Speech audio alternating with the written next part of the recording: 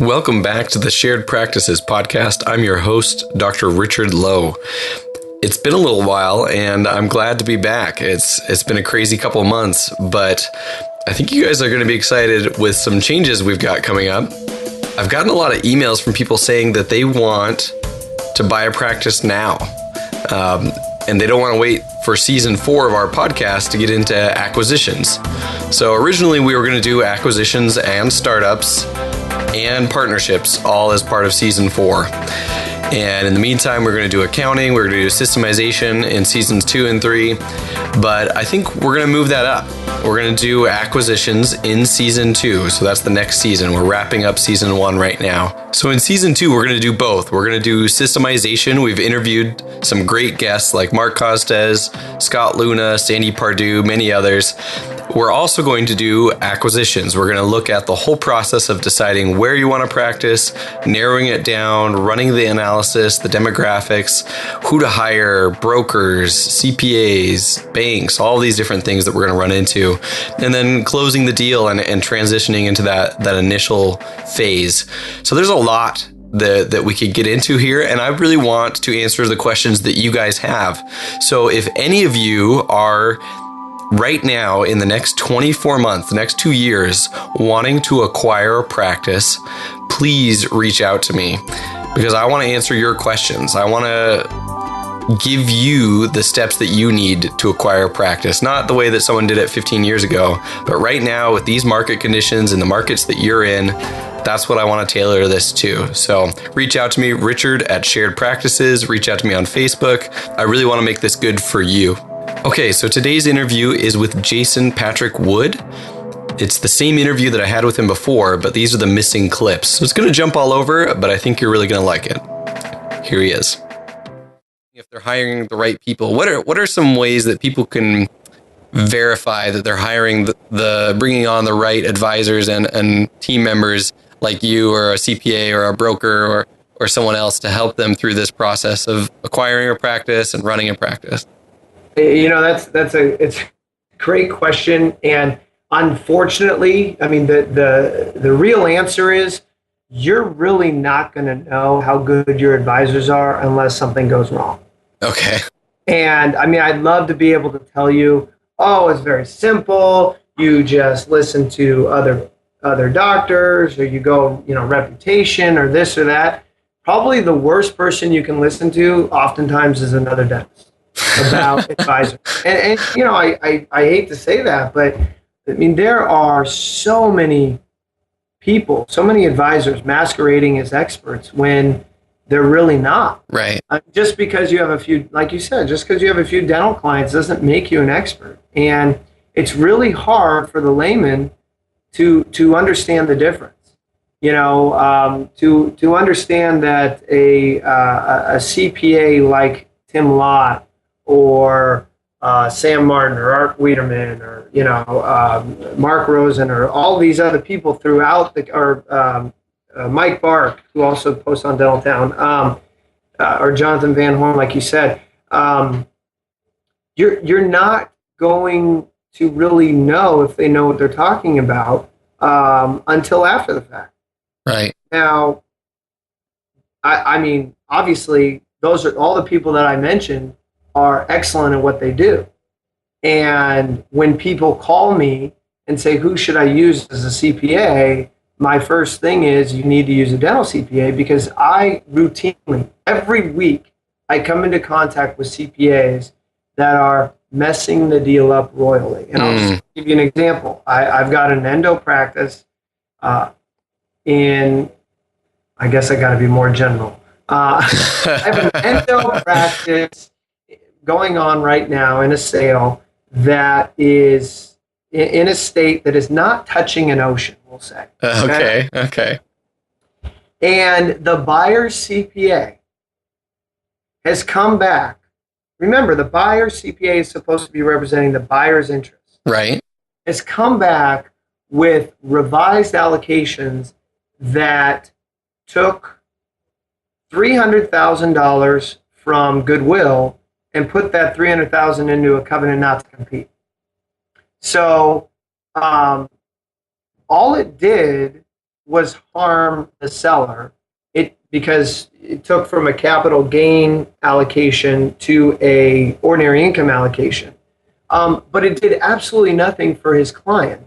And as a result, both parties got harmed. And when I see a CPA do that, I immediately know they have no clue as to what they're doing, because nobody puts $300,000 into a covenant not to compete. You don't need to. It's almost a worthless allocation, but for the fact that you have to show a covenant to protect the goodwill. So, I've had sellers, CPAs, throw half the purchase price into leasehold improvements, and that's a horrible write-off for everybody. Okay. So you need to know. And I mean, the same thing for attorneys. I mean, there's probably nationally maybe 15 to 20 attorneys that I would say do this enough where they can actually put dental attorney out there. Okay. Now, obviously, dental attorney is something that's it's not an expert, it's not a specialty, but it's somebody who specializes in the representation of doctors. And there's not that many. Right. And there's a lot of people that I come into contact with that they have no clue. Sure. What I always love is, we do, speaking gigs all over the country, and I always like it because a few times a year we have an attorney coming to one of our seminars to learn. I'm like, yeah, that's no. Sorry. But unfortunately, you're not going to know, and that's at the end of the day, that's the hard part about this. And so, unfortunately, what most people do is they analyze all of these quote unquote experts based upon price. Right. And so, they don't see that, and I'm just using fake numbers here, that Tim Lott charges $5,000. Remember, fake numbers. Right. But the other CPA only charges $2,500. And so they go, oh, well, I'm going to go with the $2,500 because they're the same, and they're really not. Right. And so that's a frustrating element on my part. So some general guidance, and tell me if this is wrong. One would be find someone who specializes in dentistry, would be number one. Number two would be vet them via Dentaltown and other advisors that you already trust, if possible. And then number three, if there's a specific problem that you have, so if you're trying to hire a consultant to help you with hygiene, and you hire a consultant who says they're good at everything. Oh yeah, we do everything. And you're trying to increase your perio program or your recall or tweak systems here or there, and that's not their specialty, that might be a red flag. And so dental specific, when we're talking about CPAs, attorneys, even brokers or realtors if possible, right. And then vetting as much as you can via social proof of Dentaltown and other advisors. And then lastly, as specific as you can to the problem that you have. And then even then, like you said, sometimes there's an element of risk, but you'll find out pretty quick, hopefully, if they're not delivering. Yeah, and another thing is I wouldn't necessarily. You got to be careful at which advisors you're asking for referrals on too. I mean, brokers aren't necessarily going to give you the people that are going to represent you the best. They're going to give you the people that will be the least impediment to their deal closing. Okay. I mean, I've got there's brokers in Texas that refer to a particular person just because they know, that it's a rubber stamp and it's going to get the deal done as quick as possible. Exactly. And so you got to be careful. Here's some just tips, I guess. Uh-huh. Ask them what are they going to do with respect to the Delta Premier issue? What are we going to do in connection with provider status as it relates to me, coming into the practice? What are some of the, reps and warranties that you would put into a document. For a CPA, what do you suggest in the form of an entity? And why? And why? What do you think the percentage of the purchase price should be in goodwill? What I love is starting to ask, because CPAs should always know this. What do you think the range for staff should be in a dental practice? And if they don't come back with like 25 to 30-ish. Yeah, well, it's like 22 to 25, and depending upon certain areas in the country, that'll be higher. But where should the lab percentage be? I mean, these are things that dental CPAs should know. In a heartbeat.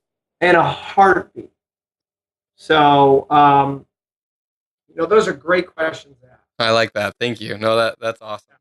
So I wanted to ask one thing about this idea. You'd mentioned negotiating an associateship, the compensation.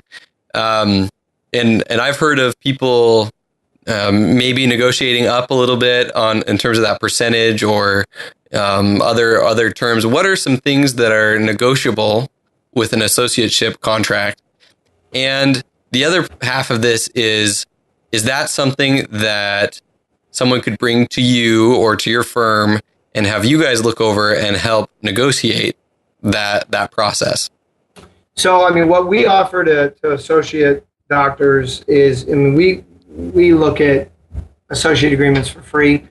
And that was going to be my next question is, this broke new dentist who just paid for boards with their last $2,000 and got their dental license. I think I wonder how many people just say, oh, I'm not going to have an attorney look at my agreement because I don't have any money to pay for an attorney. Right. Well, I understand that. And I'm not going to take your last dime. I will take your dollars later on in life. Right. No, I'm just kidding. But no, we believe passionately in making sure that you guys are hitting those stepping stones. And so, I say, send me the document, give me a call, we'll go over it. To be quite frank, as an associate, you don't have that much negotiating power unless you have multiple options available to you. Okay. So we need to be very concise as to what we can negotiate. And so, I like to talk to the doctors about certain things. One, is this where you want to practice and have your career? If it is, then we need to discuss the restrictive covenants. Okay. If you're in a state where restrictive covenants are enforceable against associates. And so we spend some time on that. The other issue is how long the contract is, the termination rights. That's kind of an easier one. Compensation, how are we going to deal with this? And I always try to get the greater of language that we talked about earlier. Right. What about things like CE or patient flow? Is that CE is great. If you can get that included, that's wonderful. Patient flow, that kind of goes hand in hand with the compensation. What I'm more concerned about is guaranteed number of days. Okay. So if you can get that greater of language, the patient flow is going to be there. Right. They're paying you regardless. Yeah. But if I'm coming to you, I want to be guaranteed that I'm going to get 3 days, 4 days, whatever. Right. Now, if you're only going to give me 2 or 3 days, then don't try to restrict me from being able to work somewhere else. Okay. That ain't happening. Yeah, so, you can't handcuff me and not give me enough. Right, exactly. So I would say that those are the main areas. I mean, I give on a lot of other issues because if I start nitpicking on too many issues, the deal can implode. Exactly. And so a big issue, kind of almost a red herring, is the employee versus independent contractor relationship. Okay. He's treating me as an independent contractor, and that's not, well, of course it's not legal. Well, I shouldn't even say that. Yes, it's legal. Is it a violation of the IRS? Yes, it is. Okay. But here's the question. do you need the job? If you need the job, then we take the job. If Right. you have multiple offers, then we can negotiate. A word from our sponsor, Q Optics. One of the things that surprised me since Q Optics has sponsored our podcast is how many other people I've found that are already using Q Optics loops.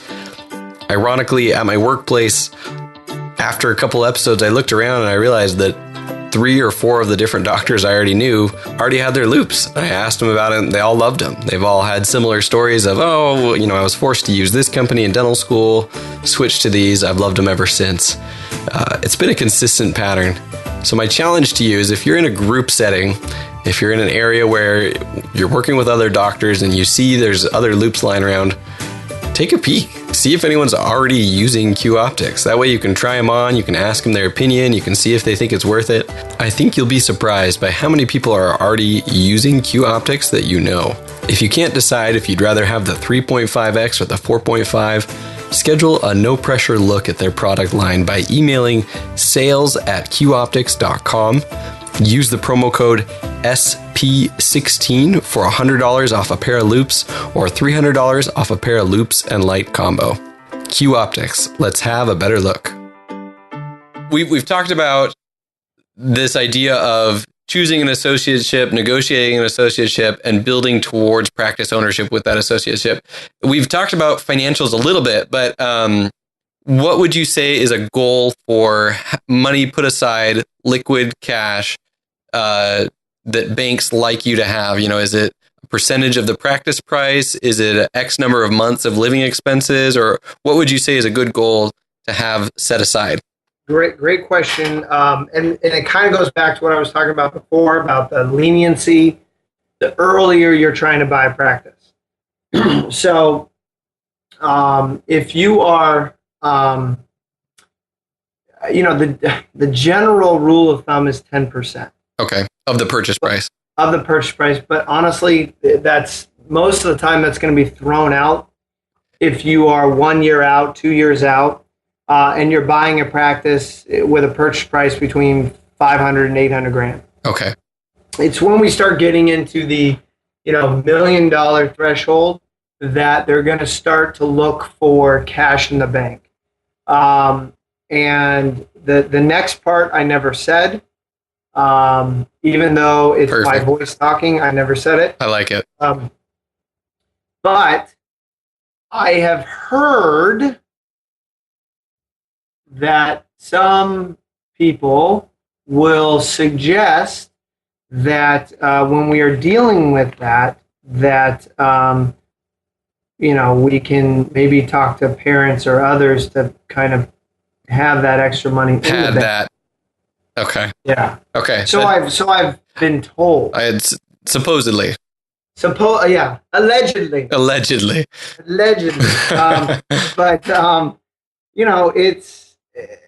the $500,000 to $800,000 range, they're going to want to see something in the bank, not necessarily $50,000 to $80,000. But again, if you're looking at a practice and you're 10 years out, then yeah, they're going to want to see 10%. Right. And that's reasonable for them to ask. It's not reasonable for them to ask that to a new grad. Right. Well, remember, they're giving you 100% financing plus working capital. And they're just asking you to have your own money. They're not even asking for that as a down payment. Exactly. Okay. So we talked about stay on your income-driven repayment plan, whether that's IBR or pay-as-you-earn. I would say until you're in the practice ownership and things are stable and your income's increasing, and then you can consider refinancing if you want to. And then make sure to square away, your term life insurance, disability insurance, malpractice insurance, and make sure you have at least the minimums on those things. Do you have anything to say on any of those real quick that we haven't covered? With respect to? Term life, disability, malpractice, just get it. And I'm going to dive into that onto some other podcasts. So if you don't have anything that you really care to say, I do. Well, and I'm a huge proponent of term life, of getting disability. There's disability policies that will cover your student loans. I think Guardian now has one that has like a $3,000 coverage for student loans that will kick in addition to the disability. And then malpractice, I don't even know enough about to be able to talk intelligently. Well, so there's so let's talk about life insurance. So typically any loan, and this varies based on the banks, but any loan greater than 500 grand the bank is gonna want life insurance. Okay. Sometimes disability insurance assigned over to them for the loan. Now you can acquire if you've got a very good insurance person. I'm partial to a few because I know that they know what I'm going to be asking, and they're not going to try to upsell you on a bunch of things. Right. But and that is a big issue. You have huge. But anyways, with respect to insurance, so the banks are going to ask you for life insurance, disability insurance. You can get what's called a term reducing life insurance policy, which is lower than even a term policy. So it gets smaller over time? Yeah, it gets smaller over time. I always just assumed that inflation would take care of your term policy. And so your term policy technically turns into that with inflation. But I didn't know there was actually a thing that reduced your insurance over the years. Yeah, it's a term reducing life insurance, or I'm sorry, not a term. It's a loan reducing life insurance policy. So, but not everybody knows about it. So that's why it's important to know which insurance brokers to use. Okay. I'm going to get killed for this. This is great. I suggest staying away from group disability policies. Like the ADA's Great West? I would never hold them out as, well, okay, yeah. Sorry. I'm sorry. Public on it, so I might as well say it. Yes, I do not like that policy. It's a lot cheaper than Guardian's, but there's some big gotchas in there. And one of those gotchas is if you are no longer an ADA member, you can lose you do lose your coverage as it relates to and I'm going to I'm drawing a blank, but the not like the own occupation or anything. Owner-occ provision. Okay. So, and remember, if ADA ever cuts their ties with Great West has a cancelable provision that says, hey, we can modify this to what's called a modified owner-occ policy, which only guarantees you, and I don't know the years, but typically it's 5 years of guaranteed payments.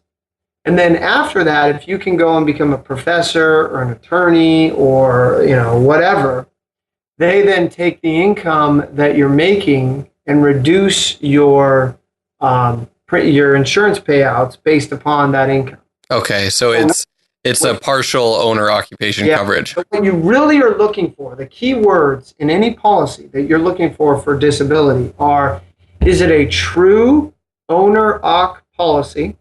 Okay. That's non-cancelable.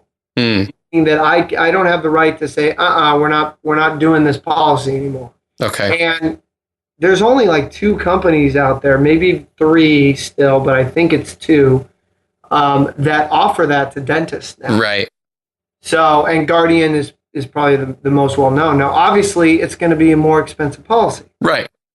So you're paying for a better product. You're paying for a better product.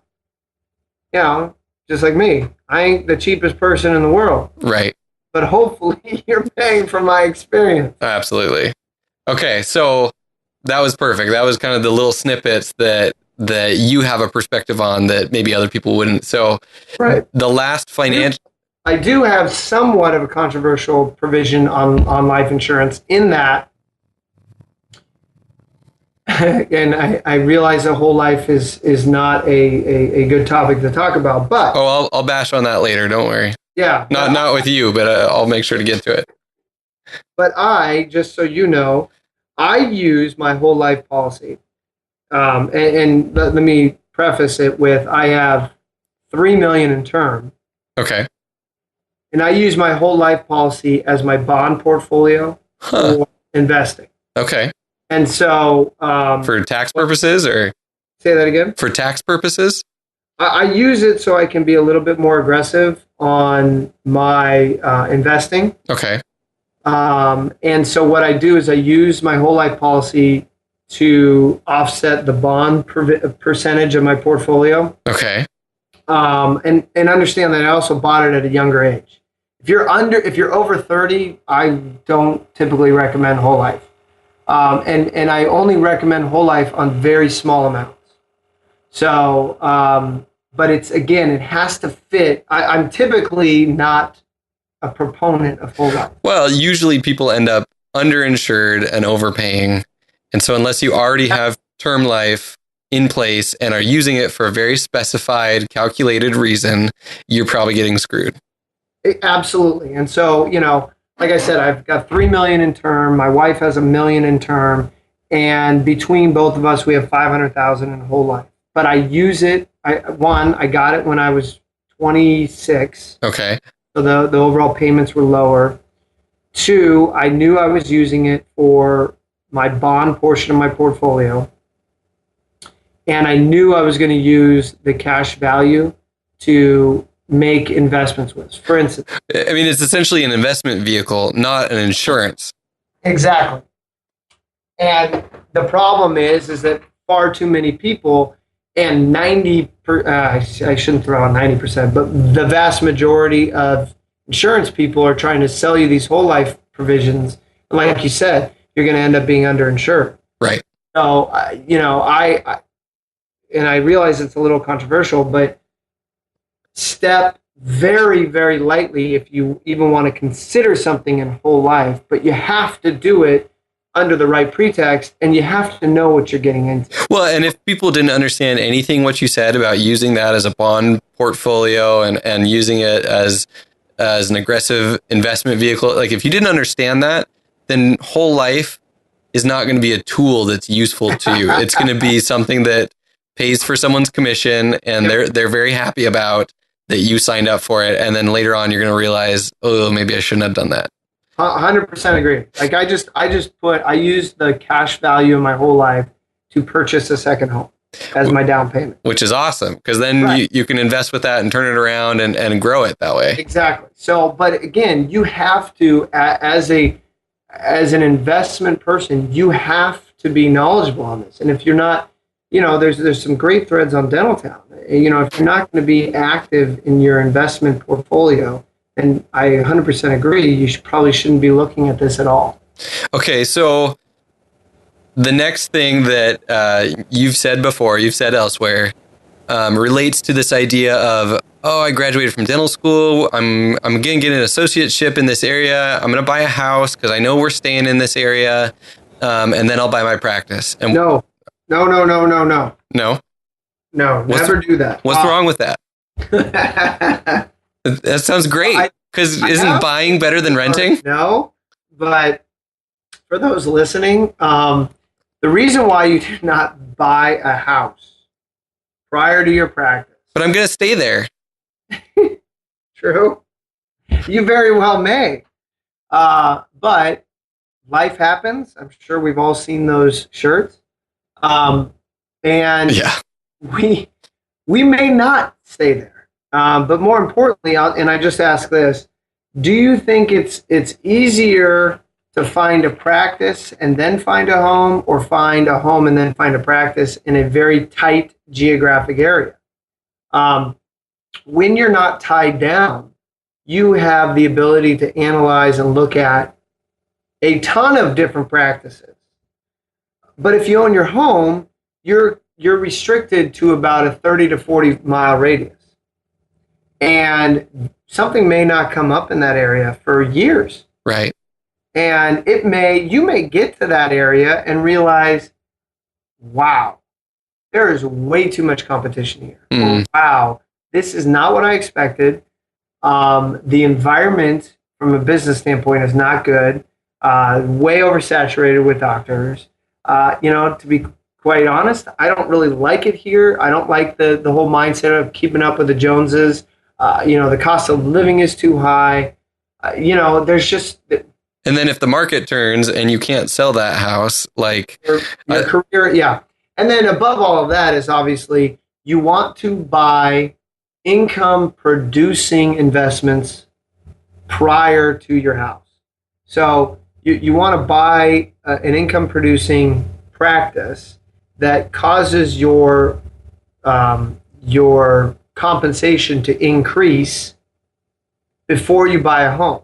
right. And remember, the banks look at a home mortgage in a negative way. They do not, and this is the odd thing, they do not, and when I say banks, I'm talking dental lenders, Right. They do not look at rent the same way. Interesting. They look at a mortgage as a constant, and so they plug that in. That's a liability. Exactly. And therefore, your ability to qualify for maybe some of these bigger loans is mitigated by that mortgage that you have. And then again, when we extrapolate that out over time, that could cost you hundreds of thousands of dollars. Well, but my wife really wants a house. Well, you can rent a house. That is always my advice. No matter if it's an associateship or you think you're going to buy there, just rent for a year or two until either A, we're buying here and then you've bought the practice, or B, right, this associateship didn't work out. In 6 months, you might, even though you think you're staying in that area, if you end up at a job that is killing you and you just can't stand working at this corporate office or this dentist's office as an associate, having bought that house can be another chain to your golden handcuffs. Absolutely. That's a great point. Now, I will tell you a great thing to do if your wife or your husband really wants to buy a house. You just say, you know what? I talked to Jason Wood. He said, absolutely not. Here's his number if you want to talk to him. Perfect. So, because I'm always the bad guy. I tell my clients all the time, always blame me. Good. So all of you have permission to just say, hey, trust me, he's a big jerk, but this is what he said, and you can call him, husband, wife, whatever, and talk to him. That's probably the most valuable thing you've provided today. No, I'll always be the fall guy for a marriage. That's awesome. If someone wants to either start a dental practice or acquire a dental practice, I think they can get caught in this loop of like, oh, someday I'm going to buy a dental practice. And it becomes real only when you reach out to someone who is going to help you in that process. And I think reaching out to someone and saying, I want to buy a practice or start a practice in X geographic area, and I would like you to help me in that process. Does the ball start rolling? Both from them bringing on other people or analyzing for you or looking for you. So I have some questions. Who should that person be? Should that be a broker? Should it be an accountant? Should it be a lawyer, a consultant? Who do you think is typically the point man on that process? And do you think that's the right way to do it?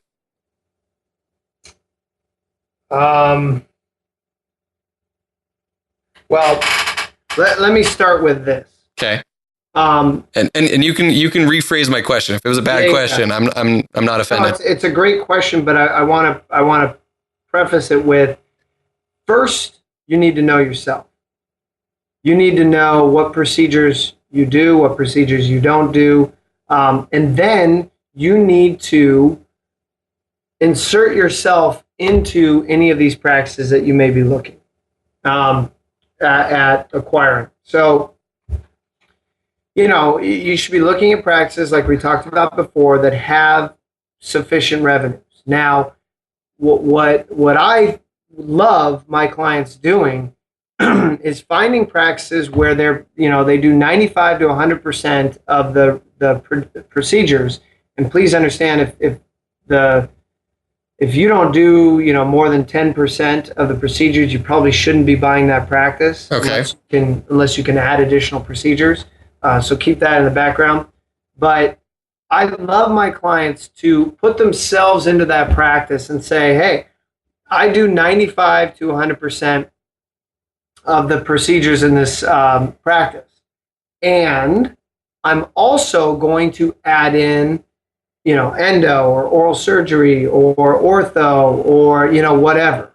I'm going to add perio programs to this. I'm seeing that the hygiene is over 30%. And therefore that ends up telling me that this doctor might be conservative or, so you definitely need to know yourself. Know your skill set and look at the skill set of the practice you're walking into. Absolutely. And be honest with yourself. The person that knows you the best is you. It's not gonna be me. It's not going to be anybody else. It's going to be you.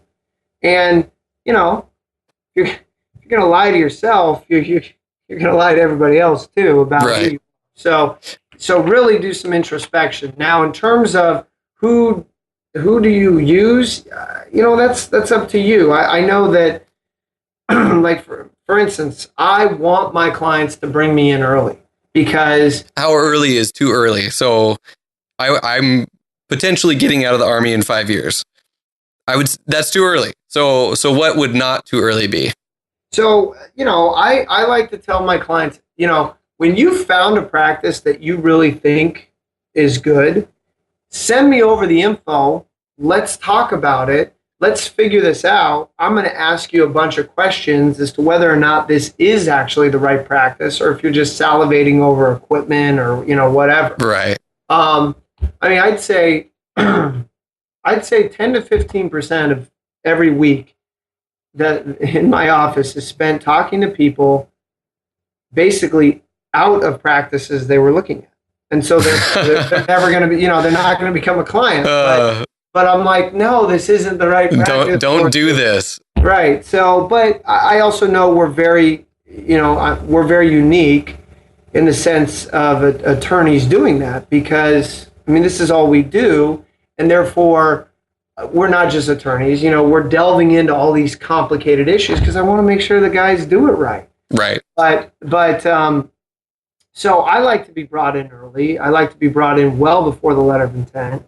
So without you, because I haven't even done this, without you, can I go and I see a practice listed and I just contact the broker that's representing that practice and say, hey, can you send me the financials or what do I ask for? Yeah, absolutely. You can do that all on your own. Understand that there are certain brokers out there, the dual representation brokers, that are going to make you sign something saying that you owe them a fee if you buy one of their practices. So you need to be cognizant of that. And that's up to you. That's a personal decision. My position is dual representation is a farce. It is impossible. Nobody can serve two masters. Right. And so I would say be very cautious of brokers like that, because if you will really start to study, you will see that dual representation brokers as a whole typically have practices valued higher than other brokers. And so you really are getting the shaft working with those types of brokers. So, okay. But let's assume you're working with a good ethical broker. You're going to have to sign what's called an NDA or a non-disclosure agreement. Okay. To get information, and that's fine to do. Okay. And you can analyze, you can look at the practice. You don't need to bring anybody in at that time. You're just trying to figure out, is this practice possibly the right fit for me? Does it meet the metrics that I've already internalized and looked at myself? I know what I want. Does that match most of the things that I'm looking for? Understand no practice is going to be perfect. And in fact, we don't want perfect practices. We want ones with warts on it. Room for improvement. Exactly. Provided that it hits certain things, those revenue numbers and this and the hygiene and blah, blah, blah, blah, blah. So once you've done that. And I'll ask one more thing. They're going to be sending over P&Ls and other reports. Is there anything that you should be asking for that doesn't typically get sent out? Or is that usually enough information? What brokers are accustomed to sending out, that's enough to get started? That's enough to get started, typically. Okay. And then whoever you trust, if it's an attorney, if it's a CPA, if it's a consultant, whatever, start talking to them about the specifics of that practice. For me, we do things a little differently in that we have certain fee structures where, because we believe so passionately in getting in there early, if we don't get past the letter of intent, then, I'm refunding you your entire balance, your entire fee. So, because again, I can help you out a lot more, and a lot of other advisors would say this, the earlier you bring me in. Right. So, but having a CPA analyze those numbers, I can say, yes, I want you to have one advisor. It doesn't need to be everybody up front, but one advisor that knows the industry, that has an intimate knowledge of the industry and how this practice works for you. That is enough to get to the letter of intent stage. And that letter of intent, for those who have never bought a practice before, that's basically you saying to them, I would like to potentially purchase this practice, and we're going to need to exchange more information and negotiate. Is that kind of what that means? Now, letter of intent is, or is that an offer? This is what I'm offering for the practice. This is what I want to close. Here are my contingencies, things like that. Okay. So it's an offer. Signed, then once it's signed, we know this is the purchase price. Then we go to the purchase agreement stage. Now that is when you really start doing your due diligence. You start doing your chart audits. The CPA comes in and does the financial due diligence. The attorney comes in and reviews the purchase agreement, reviews the lease, starts making all the modifications. So, that's when your due diligence fees really, start to kick in. For my clients, what I say is, look, let's hold off on me, because at that time I can go into a standby. But the CPA really needs to get in and analyze the financial due diligence. And you, the doctor, need to get in there and analyze the patient charts and analyze get an equipment specialist in there to analyze the equipment. The staff and the competition and the market and the area and the growth. Get your practice consultant in there to analyze, what are the inefficiencies of the practice? What are they not doing that you can do better? And then once you are reasonably comfortable moving forward, then engage, not engage your attorney. Your attorney should already be engaged, hopefully, but then green light your attorney to review the documents, draft modifications. Because then if your financial due diligence discovers something, you haven't paid the attorney. Right. There's definitely ways of mitigating your due diligence costs until you're reasonably certain you're going to close on the deal. That's awesome. Okay. Well, and I know you got to get going, but to recap that, you need one person you trust with industry expertise so that when you look at practices, you can bring them to them and say, hey, I think this would work out great. What do you think? And then you get to that letter of intent stage. And then you bring everyone in, do all the due diligence, and then wrap it up with all of the right players. Right. Yeah. Awesome. Exactly. Okay, cool. I don't think that's ever been explained to me, and I don't think I've ever heard that anywhere else laid out so clearly. And this is kind of the stuff, the nitty gritty that I think sometimes intimidates people. They're like, how does this process work? But when you hear it that way, you're like, okay, we can do that. Understand that what I just said may be controversial. Okay. So that's one way to do it. Yeah, it's one way to do it, but you don't need everybody at the beginning and spending, $25,000 up front before you even know if you want the practice. Right. So I don't.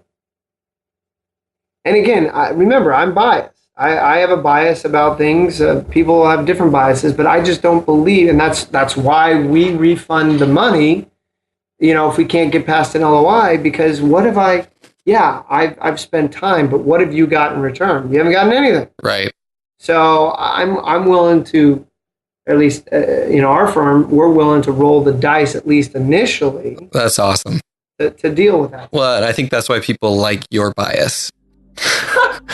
We'll take it. I hope you guys got a ton out of that interview like I did. Not everyone agrees with everything Jason says, but that's why we love him. He's got his opinions. He's not afraid to share them.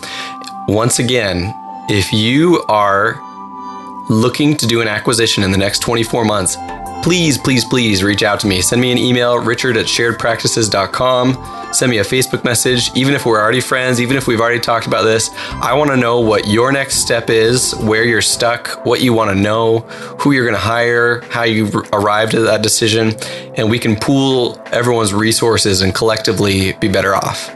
If you liked the show, please subscribe on iTunes so it automatically downloads whenever a new episode comes out, which will be more frequently from this point on. And as well, share it with a friend or leave us a review on iTunes. It means a ton to us. Thanks, and we'll talk to you next time.